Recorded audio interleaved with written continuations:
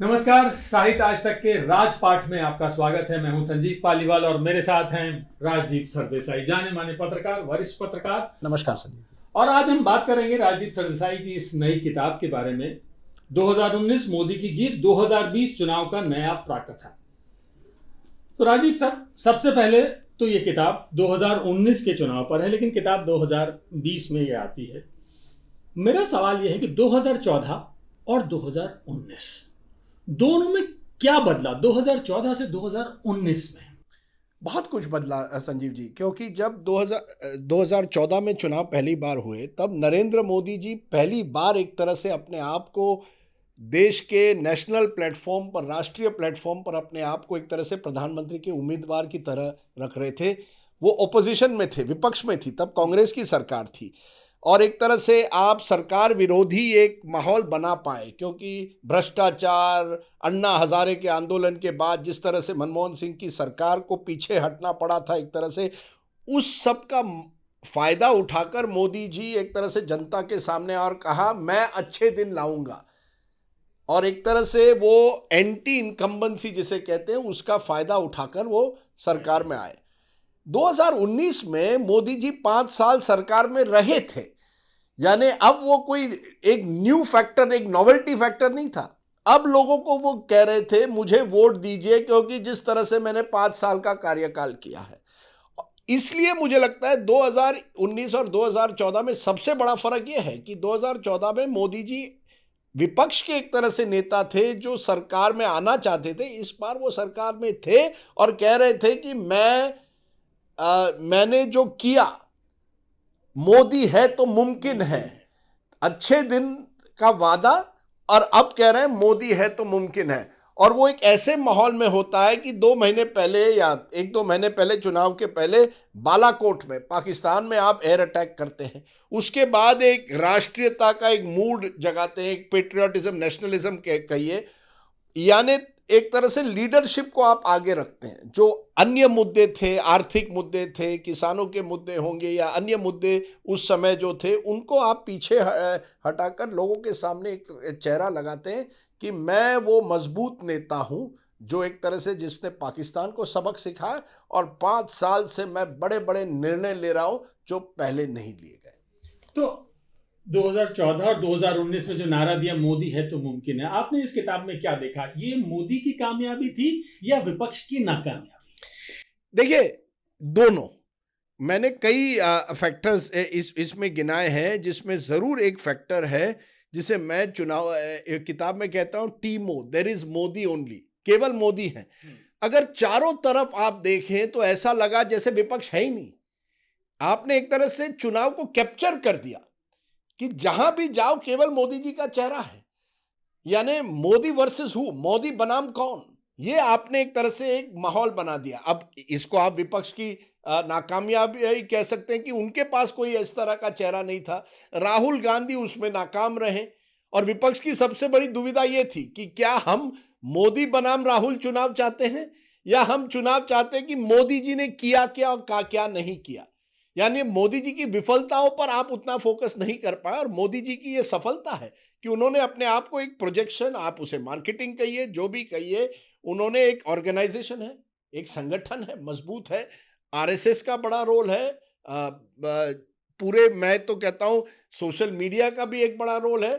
लेकिन हम, जैसे आपने कहा, मैं मानता हूं कि चुनाव जब कोई जीतता और इतनी बड़ी मार्जिन से जीतता है, उनकी भी कामयाबी है, लेकिन कहीं ना कहीं विपक्ष की भी एक असफलता है। लोग कहते हैं कि एक नैरेटिव भी सेट कर दिया गया है कि मोदी के सामने दूसरों को, सबको बौना दिखा दो, कोई नजर ही ना आए। आप किसी से भी पूछो, आम आदमी से ही पूछोगे, वो भले ही खुश ना हो लेकिन वो हमेशा पलट के ये जरूर पूछता है, अरे किसको देंगे, ऑप्शन ही कहाँ है। मैं उदाहरण देता हूँ इसी का, एक किताब में, कि उत्तर प्रदेश के एक गांव में हूँ चुनाव के 1 महीने पहले, और एक व्यक्ति मिलता है मुझे। मैं कहता हूँ कैसे हैं, क्या करते हो? इसने कहा मैंने बीकॉम किया है लेकिन नौकरी चली गई है, मैं कुछ नौकरी नहीं है। फिर मुझे कहता है आर्थिक स्थिति बुरी है, कुछ उम्मीद नहीं है ज़्यादा। तो फिर मैं कहता हूँ वोट किसको दोगे? तो मोदी जी को देंगे।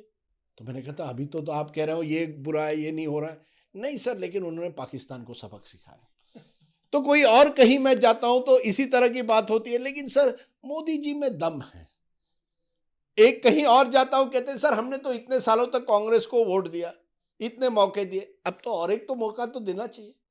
तो एक तरह से जैसे आपने सही कहा, एक नैरेटिव उन्होंने बना ली है जहां अभी भी लोगों को लगता है कि मोदी जी के सामने जितने भी नेता या अन्य पार्टियां हैं वो वो छोटी पड़ रही हैं, और मोदी जी की जो 56 की छाती है, जिस तरह से उसको प्रोजेक्ट किया गया है, उसकी वजह से उनको आगे दिखाया जाता है। इस किताब में दो लोगों की फोटो ऊपर छपी है। हाँ, ये जो जुगलबंदी है, जिसमें मोदी है और अमित शाह है, तो ये जो पूरी रणनीति है, जो मोदी चेहरा है और उसके पीछे अमित शाह है, दोनों में कौन आगे है, कौन पीछे, कौन बड़ा, कौन छोटा, किसका कितना योगदान है आपके हिसाब से? देखिए संजीव जी, ये बड़ी आपने शुरुआत में पूछा 2014 की किताब और 2019 की किताब में फर्क क्या है। 2014 की किताब में पिक्चर था मोदी जी और राहुल गांधी का।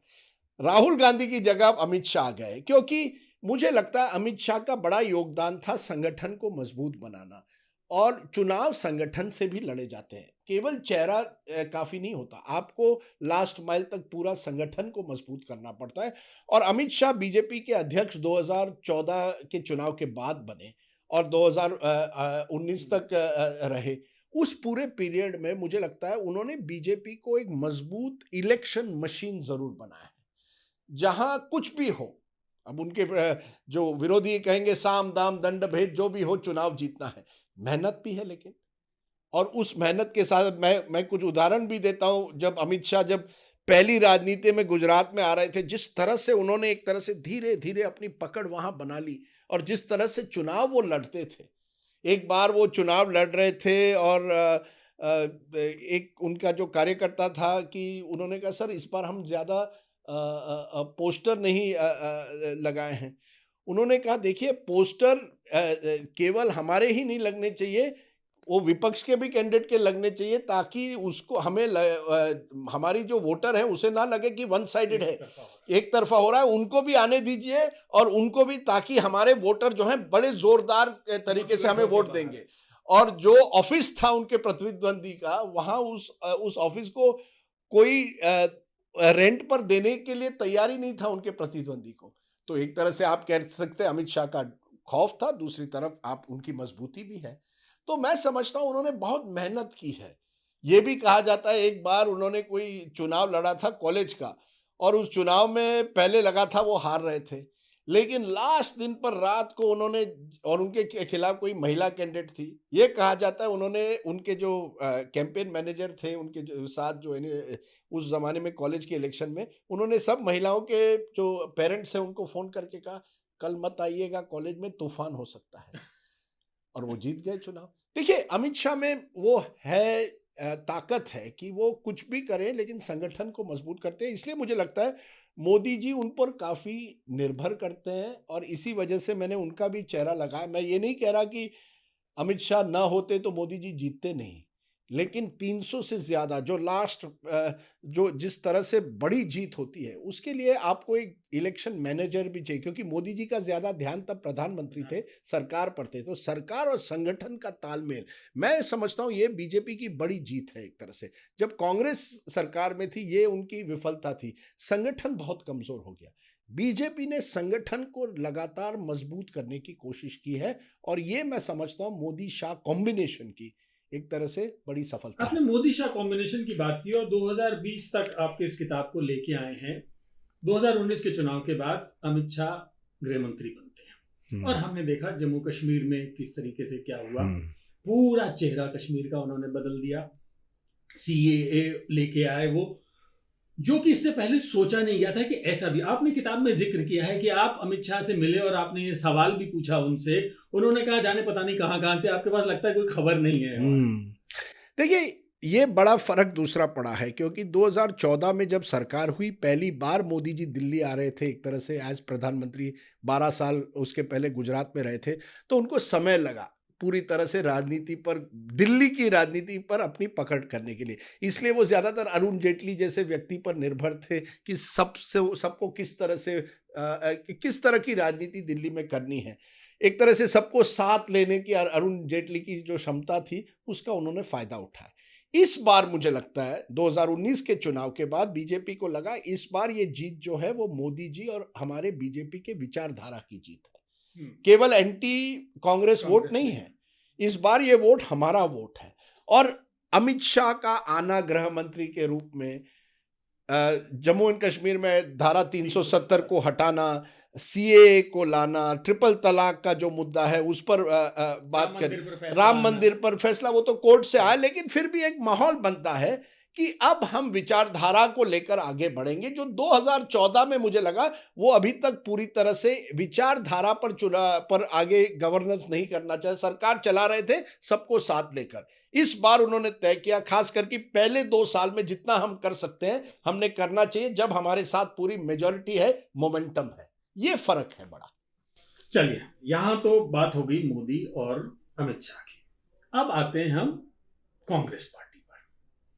राहुल गांधी कांग्रेस के अध्यक्ष थे, बुरी तरीके से हारे, अध्यक्ष पद उन्होंने छोड़ दिया। 2014 और 2019 की कांग्रेस।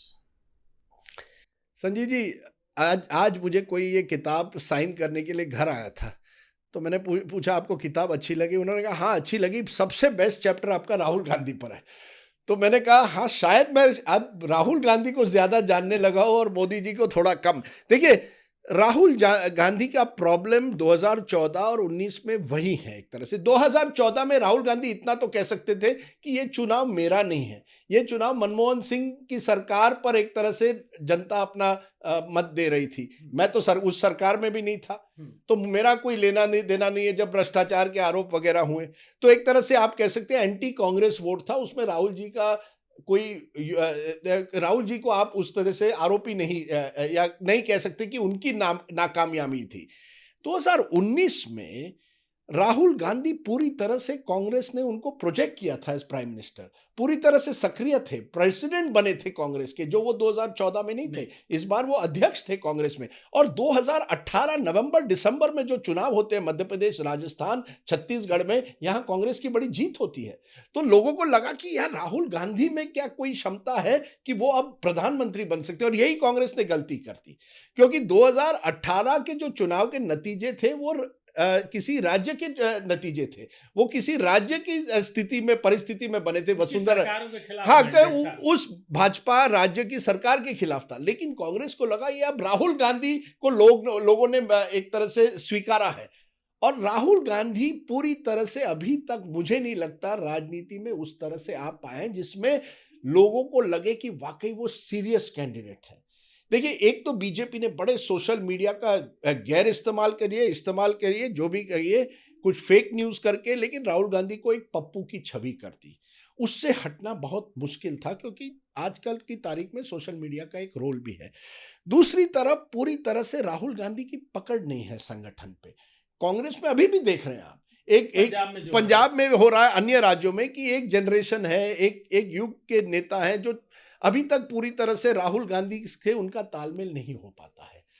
अगर आपको चुनाव जीतना है, जैसे मैंने कहा, आपको संगठन को साथ लेकर करना पड़ता है। मैंने 2019 में और 2014 में ये सिमिलैरिटी है कि अभी तक राहुल गांधी उस तरह से राजनीति पर पूरी तरह से और जनता के साथ और अपने संगठन के साथ जो कनेक्ट होना चाहिए वो नहीं हो पाया। 2014 में वो आप किसी और को आप एक तरह से कसूरवार कर सकते थे, लेकिन 2019 में मुझे लगा, और बालाकोट के बाद तो चुनाव बिल्कुल ही बदल गया, और उसका भी एक रोल है इसमें, हम इनकार नहीं कर सकते। आपने दूसरी बार बालाकोट का जिक्र किया है जी, क्योंकि देखिए संजीव, बालाकोट ने बहुत चुनाव बदल दिया। क्योंकि 2019 फरवरी में हमने जनवरी में मूड ऑफ द नेशन भी इंडिया टुडे का किया था, तब लगा कि धीरे धीरे कांटे की टक्कर हो रही है और चुनाव बड़ा नजदीकी मामला हो सकता है। लेकिन जैसे ही बालाकोट होता है, पुलवामा, और उसके बाद जो बालाकोट में फिर जो राष्ट्रीयता का एक इमोशन होता है, एक भावनात्मक उभार होता है, उसका मुझे लगता है पूरी तरह से बीजेपी फायदा ले पाई। और मोदी जी उसके लिए एक तरह सिंबल बन गए कि हम एक स्ट्रांग नेशन, एक मजबूत देश का एक अगर कोई प्रतीक है वो मोदी जी है, और फिर वो लीडरशिप बैटल बन गया। जब तक वो मुद्दों की लड़ाई थी, मिनिमम सपोर्ट प्राइस लीजिए या किसानों के मुद्दे लीजिए या महंगाई के मुद्दे, तब आप लड़ सकते हैं। लेकिन जैसे ही वो नेशनलिज्म में बदल गया बालाकोट के बाद, फिर वो चुनाव एक तरफा हो गया। तो आपको लगता है कि पुलवामा नहीं होता तो हालात कुछ अलग होते? देखिए, मुझे लगता है नहीं, मुझे लगता है फिर भी बीजेपी की जीत होती। मैंने ये भी कहा है, किताब में एक सर्वे निकला था अगस्त 2018 में, तब भी कहा था कि बीजेपी बड़ा अच्छा परफॉर्मेंस करेंगी, क्योंकि मोदी जी पर लोगों का विश्वास है।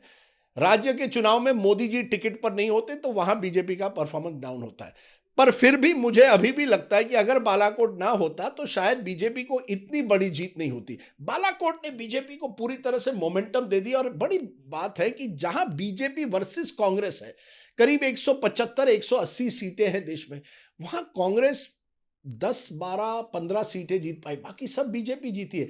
एक अनुमान से तो 3 ही सीटें हैं, लेकिन 10-12 सीटें हैं जो कांग्रेस जीती है, क्योंकि कांग्रेस की जीत वाला कहां है? केरल, तमिलनाडु, जहां बीजेपी उनकी प्रतिद्वंदी नहीं थी। लेकिन उत्तर भारत और पश्चिम भारत, जहां बीजेपी उनकी प्रतिद्वंदी थी, वहां बीजेपी साफ जीत गई, कांग्रेस साफ हो गई। तो कांग्रेस पार्टी का कोई रिवाइवल दिखाई देता है आपको?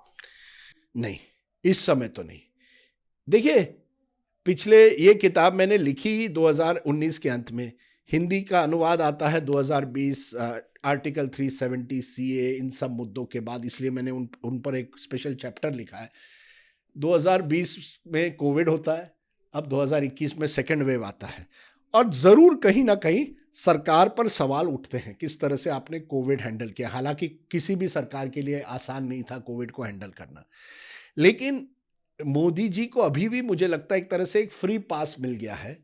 इसमें मीडिया कुछ हद तक जिम्मेदार है, लेकिन विपक्ष भी है। विपक्ष जनता तक अपनी बात लेने में अभी तक नाकामयाब रहा है, क्योंकि लोगों का विश्वास नहीं है कि ये विपक्ष के नेता जो हैं ये वाकई देश चला पाएंगे। एक इमेज बन गई है विपक्ष के नेताओं में कि वो एक दूसरे से भिड़ते हैं, उनका कोई कॉमन एजेंडा नहीं है, कॉमन मिनिमम प्रोग्राम नहीं है। और अभी भी नहीं लगता है, अभी भी कहाँ है कि ये जो विपक्ष के नेता एक प्लेटफॉर्म पर आ सकते हैं। मुझे नहीं लगता, और ना ही कांग्रेस में वो मजबूती नजर आती है कि क्या वाकई आप चुनाव उस लेवल पर लड़ पाएंगे। 2021 के रिजल्ट देखिए, केरल हो, बंगाल हो, असम हो, कांग्रेस तो साफ हो गई। राजीव, लेकिन 2 लोगों ने चुनाव लड़ा है पिछले दिनों। अगर हम देखें तो तेजस्वी यादव ने बिहार में चुनाव लड़ा और ममता बनर्जी ने बंगाल में चुनाव। जरूर 2 नेताओं ने यह दिखाया कि बीजेपी का या अमित शाह और मोदी का मुकाबला किया जा सकता है। दोनों कांग्रेस पार्टी से किस तरह जुदा है, किस तरीके से अलग तरीके से लड़ते हैं, और उन्होंने साबित कर दिया कि बीजेपी से लड़ा जा सकता है और जीता जा सकता है। ठीक है, तेजस्वी सरकार नहीं बना पाए, लेकिन वो एकदम दरवाजे पर पहुंच गए थे। देखिए, आपकी बात सही है कि दोनों ने एक तरह से दिखाया कि बीजेपी के को मुकाबला आप दे सकते हैं। इसमें मैं ममता को कुछ अलग लेवल पर रखूंगा कि ममता ने अपने बलबूते पे पूरी तरह से एक तरह से बंगाली आइडेंटिटी लोगों के सामने रखी। देखिए, राज्य चुनाव में राज्य के मुद्दे लोगों के सामने आते हैं, वहां नरेंद्र मोदी मुद्दा नहीं रहते। वहां उस राज्य के लिए कौन आप चाहते हैं मुख्यमंत्री, उस राज्य में किसका ऑर्गेनाइजेशन संगठन ज्यादा मजबूत है, वहां किसने क्या काम किया है, और बंगाली एक आइडेंटिटी आती है। दिल्ली की पार्टी बीजेपी को ममता बनर्जी ने एक तरह से देखा, ये दिल्ली की पार्टी है, हम वहां बंगाल की पार्टी हैं। इससे मुझे लगता है उनको बहुत फायदा हुआ, और वो पूरी तरह से 6 महीने से लगातार टक्कर पीछे नहीं हटी। तेजस्वी यादव मुझे लगता है थोड़ा लेट आ गए उस कैंपेन में। अगर उसी तरह वो 6 महीने पहले शुरुआत करते तो शायद, और अगर कांग्रेस को इतनी सीटें ना देते तो शायद वो जीत पाते। लेकिन हर नेता के सामने एक चुनौती है कि अगर आप वाकई दिखा पाए एक एजेंडा लेकर, जैसे तेजस्वी ने नौकरियों का मुद्दा कि आज बिहार में युवा के सामने नौकरी नहीं, वो मुद्दा कम से कम लोगों के सामने रखा।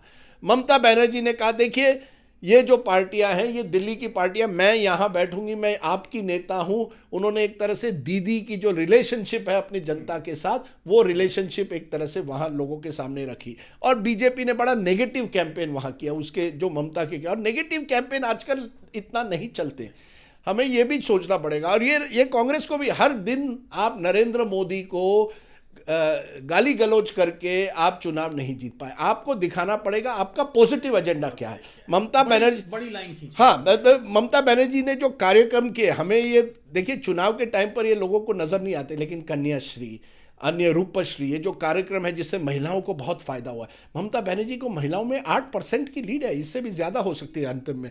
ये एक फैक्टर है। महिला वोटर जो है वो बड़ा वोटर बन गया है। वो मोदी जी के साथ वही वोटर, आप देखिए संजीव जी, अगर बंगाल में नेशनल इलेक्शन हो गए शायद मोदी जी के साथ जाए। लेकिन ये फर्क हो रहा है कि आपको जब तक मास कनेक्ट ना हो, दिल्ली की राजनीति, दिल्ली में ड्राइंग रूम में बैठकर राजनीति अब नहीं हो सकती, शायद वो कभी नहीं हो पाती, लेकिन अब तो जनता ने तय किया है जो हमसे संपर्क रखेगा वो एक बड़ी बात मैं कहूंगा कि हम लोग हमेशा मोदी जी और शाह देखते।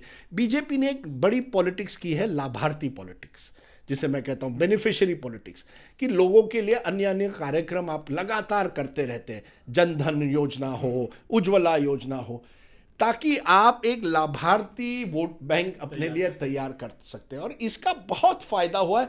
इसका भी हमें कभी कभी सोचना चाहिए, केवल एक व्यक्ति पर नहीं, लेकिन एक जैसे कहा संगठन अगर उन लाभार्थी प्रोग्राम को जनता तक पहुंच पाता है तो उसका फायदा होता है। क्योंकि हम पॉलिटिक्स पे बात कर रहे हैं, किताब की काफी हमने बात कर ली, एक आखिरी सवाल पूछ लेता हूं जी। 5 राज्यों में चुनाव होने हैं 9 महीने के बाद, मार्च में चुनाव होंगे, जिसमें आपका राज्य गोवा भी आता है, वहां भी चुनाव है। तो वहीं से शुरू करें कि गोवा में पिछली बार भी बीजेपी अपने दम पे तो सत्ता में आई नहीं थी, वो तो जोड़ तोड़ करके सत्ता बना ली थी, हासिल कर ली थी उन्होंने। देखिए संजीव जी, गोवा तो बड़ा छोटा राज्य है, 40 सीटें हैं, और वहां जब तक विपक्ष, यही तो है, जब तक विपक्ष एकजुट ना आए बीजेपी को उसका फायदा मिलता है। हालांकि बीजेपी के पास आज कोई बड़ा नेता नहीं है जिस तरह पिछली बार मनोहर पर्रिकर हुआ करते थे। बीजेपी ने कोई अच्छा कार्यकाल भी नहीं किया इन 5 सालों में, कांग्रेस के नेताओं को तोड़कर अपनी सरकार बनाई। लेकिन जनता जो है एक तरह से अभी भी देख रही है कोई विकल्प है या नहीं। कांग्रेस उनके सामने विकल्प की तरह नहीं आ रहा, और जब तक वहां ऑपोजिशन एक साथ नहीं आती, मुझे लगता है अभी भी एडवांटेज बीजेपी के सामने है नंबर 1 पार्टी बनने का। नॉर्थ ईस्ट मणिपुर में भी चुनाव है, मणिपुर में भी वैसी स्थिति है, लेकिन मणिपुर एक ऐसा राज्य है जहां अगर कांग्रेस फिर से एकजुट होकर लड़े तो कांग्रेस को चांस है। वहां भी पिछली बार कांग्रेस के ज्यादा सीटें थी बीजेपी से, और चुनाव के बाद ही बीजेपी सरकार बना पाई थी। देखिए छोटे राज्यों में अगर आप अपने आप को, संगठन को मजबूत नहीं करते ना, तो आपको मुश्किल पड़ती है। आपको ऑपोजिशन यूनिटी लगेगी इन राज्यों को जीतने के लिए। पंजाब में देखिए, कल तक तो लगा था कि कांग्रेस को पूरी तरह से कांग्रेस बहुत आगे है, लेकिन जिस तरह से ये अमरिंदर सिद्धू का मामला चला है उससे ज़रूर कांग्रेस को नुकसान तो हुआ ही है। लेकिन अकालियों पर अभी भी लोगों का विश्वास है या नहीं, इस पर बड़ा सवाल है। या आम आदमी पार्टी वहाँ एक्स फैक्टर है। मैं आज की तारीख में कहूँगा पंजाब में अगर त्रिशंकु भी विधानसभा हो तो मैं सरप्राइज नहीं रहूँगा, क्योंकि ज़रूर लोगों में एक तरह से जो एमएलएस का कार्यकाल है उनके खिलाफ रोष है, उनके खिलाफ गुस्सा है, लेकिन वोट किसको देना है। कुछ जगहों में आम आदमी पार्टी को भी मिल सकता है, और आम आदमी पार्टी की दुविधा है, उनका कोई चेहरा इस समय नहीं है। लेकिन मैं मानता हूं, क्योंकि चेहरे की राजनीति भी इंपॉर्टेंट होती है, आम आदमी पार्टी कोशिश कर रही है और आज की तारीख में पंजाब की एक्स फैक्टर बन सकती है। उत्तर प्रदेश कहाँ फंसा दिया, उत्तराखंड छोटा राज्य करते हैं। आपका राज्य है कहाँ है? नहीं, मेरा उत्तर प्रदेश है, वो आखिर में उत्तर प्रदेश। उत्तराखंड में देखिए वहां भी माहौल बिल्कुल एंटी इनकम्बेंसी है। जब कोई सरकार किसी मुख्यमंत्री को चुनाव के 1 साल पहले हटाती है और कोई नया व्यक्ति लाती है, इसका मतलब है 4 साल में आप कुछ कर नहीं पाए हैं। वहां भी ये सवाल है कि कांग्रेस क्या पूरी तरह से हरीश रावत के नेतृत्व में लड़ेगी, एकजुट होकर लड़ेगी? क्या आम आदमी पार्टी वहां कांग्रेस को डैमेज करेगी 8-10% या उससे भी ज्यादा वोट लेकर? लेकिन मैं समझता हूं वहां टक्कर होगी, और आज की तारीख में कांग्रेस को थोड़ा एज है, मैं मानता हूं, क्योंकि एंटी इनकम्बेंसी जरूर है, बहुत ज्यादा है। लोग चाहते हैं कोई नई सरकार आए। तो Uttarakhand is a potential gain state for Congress. अब आते हैं उत्तर प्रदेश। देखिए संजीव जी, उत्तर प्रदेश में जहां तक मुझे लगता है अभी भी बीजेपी को एज है। योगी आदित्यनाथ को जिस तरह से लोग देखें, और वो पोलराइजिंग फिगर है मोदी जी की तरह, लेकिन वो एक तरह से उत्तर प्रदेश की राजनीति पर छा गए हैं एज नेता नंबर 1। अब वहाँ की जो जातिवाद की गणित किस तरह से चलती है, मोस्ट बैकवर्ड, अभी तक हमारी राजनीति उत्तर प्रदेश हम दलित मुस्लिम फैक्टर देखते थे, अब मुझे लगता है कि non Yadav OBC critical factor बन गया है। वहाँ बीजेपी ने बहुत मेहनत करके सोशल इंजीनियरिंग की है। हम ब्राह्मणवाद की बात कर सकते हैं कि ठाकुरवाद, लेकिन असली सवाल वो है मोस्ट बैकवर्ड कास्ट, अगर उसको एकजुट कर सके, अन्य जो जाति है निषाद वगैरह, जो छोटी जातियां हैं जिनको एकजुट मोदी जी ने किया था, मौर्य वगैरह, लेकिन क्या वो इसमें पूरी तरह से 2017 की तरह सफल रहेंगे, इस पर सवाल है। कोविड के बाद ज़रूर लोगों में एक तरह से गुस्सा नहीं तो लेकिन एक डिसअपॉइंटमेंट तो है कि क्या सरकार ने उतना किया जितना करना चाहिए था। लेकिन योगी जी मेहनती है और बीजेपी जान गई है बंगाल के बाद कि हम किसी स्टेट को ग्रांटेड नहीं ले सकते, तो संगठन पूरी मजबूती से अब यूपी पर फोकस करेगा। वहाँ भी ये सवाल है क्या अखिलेश तेजस्वी की तरह या तेजस्वी से आगे बढ़कर अब से ही चुनाव शुरू करें, तैयारी में जुट जाए पूरी तरह से और एक जितना बड़ा कोलिशन हो सके कर पाए। उसमें एक्स फैक्टर है मायावती। अब मायावती मुझे नहीं लगता इस समय बीजेपी को पूरी तरह से टक्कर देने के मूड में है। क्या वो केवल विपक्ष को डैमेज करेगी, ये भी सवाल है। दलित वोट जो है वो कुछ तो उनके पास उनका रहेगा। हो सकता है जिस तरह से बंगाल में देखा मुस्लिम वोट शायद अखिलेश के साथ आ जाए, लेकिन अखिलेश को दिखाना पड़ेगा कि मैं जनता के सामने जनसंपर्क नहीं, जनसंपर्क देखिए, ममता बनर्जी का उदाहरण सबके सामने, वो जनसंपर्क लगातार, वो मुझे कह रही थी वो हर कॉन्स्टिट्यूंसी 2 बार गई लास्ट 6 महीने में, हर जगह। अब अगर जब तक आप वो हर डिस्ट्रिक्ट में जाकर 2 बार उन्होंने लगातार वहां भाषण किए, almost like 1 woman show. Akhilesh को वो मेहनत करनी पड़ेगी। मौका है क्योंकि कोविड है, लेकिन क्या उसका पूरा आप फायदा उठा पाएंगे, उस पर सवाल है। इसलिए मुझे लगता है अभी भी बीजेपी के पास उत्तर प्रदेश में क्लियर एज है, क्योंकि उनका जो सोशल कोलिशन है वो दूसरों से ज्यादा बड़ा है। एक आखिरी सवाल, हमने सबके बारे में पूछा 2014-2019 में क्या फर्क आया, राजदीप सरदेसाई में क्या फर्क आया 2014 से 19 और आज 21 में क्या बदलाव आया? नहीं, मुझे कोई बदलाव नहीं आया। मैं सच कहा, मैंने 2 किताबें लिखी, 3 किताबें लिखी, 3.5 किताबें लिखी, एक क्रिकेट पर, 2 राजनीति पर, एक कलेक्शन कॉलम्स का।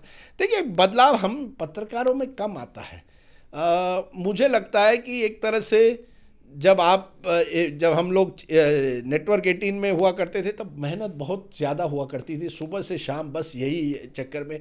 आजकल के थोड़ा सुकून मिलता है, इसलिए अन्य चीज़ों पर भी इंटरेस्ट है, देखा करता हूँ क्या है ये वो। और कोविड ने एक सिखा दिया है कि ज़्यादा आगे मत देखो मेरे दोस्त, आज की दुनिया में रहो, भविष्य में क्या होगा, पिछला क्या हुआ वो सब छोड़ दो, उस मोमेंट में रहो। जिंदगी एक सफ़र है सुहाना, यहाँ कल क्या हो किसने जाना। ये मुझे लगता है, आपने कहा ना फ़र्क क्या आ गया है, वो टेंशन ज़्यादा नहीं लेना अब लाइफ में। अब जो सुबह की 6 बजे की फ्लाइट लेकर कहीं नहीं जाना, ये मैंने तय किया है, तो थोड़ा ज़रा शांति है जिंदगी में। बहुत बहुत शुक्रिया सर आपके साथ बातचीत के। तो दोस्तों, अगर आपको राजनीति समझनी है, राजनीति की बारीकियों को जानना है, तो इससे बेहतर कोई किताब नहीं। आप इस किताब को पढ़िए और उम्मीद करेंगे ऐसी और किताबें हमको मिलती रहेंगी, आप किताबें लगातार आप लिखते रहेंगे। Thank you. एक मैं कहूँ, किताब लिखना और टीवी प्रोग्राम में फ़र्क है। किताब लिखने में पसीना लग जाता है, टीवी प्रोग्राम कर पाते वो तो हो जाता है नेचुरल। बहुत बहुत शुक्रिया। Thank you very much.